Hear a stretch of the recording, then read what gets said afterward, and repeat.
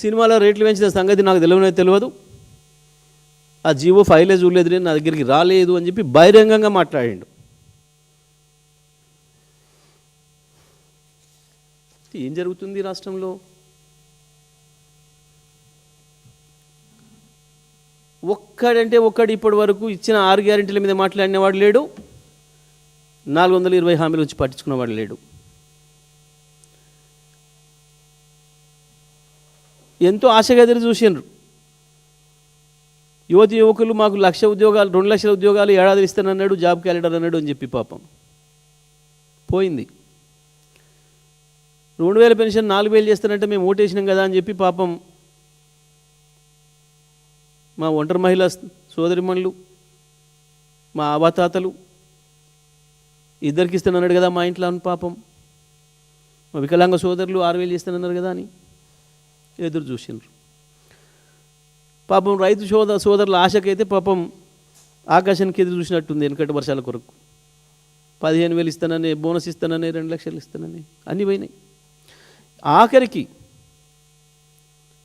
ఇలా పాపం వాళ్ళ కష్టార్జితం 40 ఏళ్ళు సర్వీస్ చేసి ప్రభుత్వంలో సేవలు అందించి వాళ్ళ సొమ్ము నెలకు రూపాయి దాచిపెట్టుకున్న డబ్బులను కూడా రిటైర్ అయ్యి ఇంటికి పోయినాడు ఇవ్వాల్సిన డబ్బులను 2 ఏళ్ళుగా పాపం ఇవ్వకుండా వాళ్ళని ఏడిపించి వాళ్ళకి ఇవ్వాల్సిన డబ్బులను ఈ రకంగా దోసుకుంటూ పంచుకుంటూ దొంగలు వాళ్ళ ఉసురు తీస్తున్నారు. అర్థం చేసుకోవాలి రాష్ట్ర ప్రజలందరూ కూడా. ప్రభుత్వ ఉద్యోగస్తులు మొన్న గొప్ప చెప్తున్నాడు, పోయి మీ దగ్గరికి వచ్చిన కదా, నేనేమన్నా దేవాలి కదా, ముఖ్యమంత్రి వస్తే ఎదురు చూస్తాడు కదా, ముఖ్యమంత్రి వస్తే ఏమన్నా తెస్తాడని ఎదురు చూస్తుండే కాదు, ముఖ్యమంత్రి వస్తే మా చెప్పులు కూడా వేసుకపోతాడేమని భయపడుతున్నారని నువ్వే చెప్పుకున్నావు. ఏదో గొప్ప చేసినట్టు వాళ్ళకు ఒక డిఏ ఇస్తున్నా, ఇచ్చిన గాదానికి 36 నెలలు పెట్టి, ఏదో మున్సిపల్ ఎలక్షన్లు ఉన్నాయి, అర్బన్లో ఉంటారు కదా వీళ్ళు, ఆడ ముడిమిద్దంతో అన్న భయానికి వాళ్ళని చెక్కులు పెడదామని తెలియదు ఆగంతమా ఎక్కున్నారా. పాపం మన రిటైర్ అయిన ఉద్యోగ మిత్రులు పాపం వాళ్ళ బాధ వర్ణాతీతంగా ఉంది.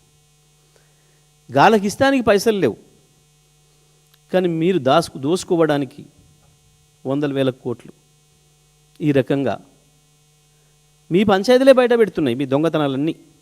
మేము చేసిన ఆరోపణలు కాదు, ఇందులో ఒక్కటి కూడా. అన్నీ స్వయంగా మీ మంత్రులు మాట్లాడినాయి, మీడియాలో రిపోర్ట్ అయినాయి. ఇలా ఏ ఒక్కటి మాది సొంత కవిత్వాలు కావు, మేమేదో ఆధారం లేకుండా ఆరోపణలు చేసేవి కావు. ఇందులో ప్రతిదీ కూడా నేను మాట్లాడిన ప్రతి అక్షరం మీ మంత్రుల నోట్ల నుంచి వచ్చినాయి, ప్రతిదీ కూడా. ఆఖరికి ఎమ్మెల్యేలు, ఒక ఎమ్మెల్యే ముఖ్యమంత్రి ఆఫీస్ నుండే రెవెన్యూ అవినీతి జరుగుతుంది, మొత్తం భూముల కబ్జాలు జరుగుతున్నాయి అని ఒక ఎమ్మెల్యే మాట్లాడు.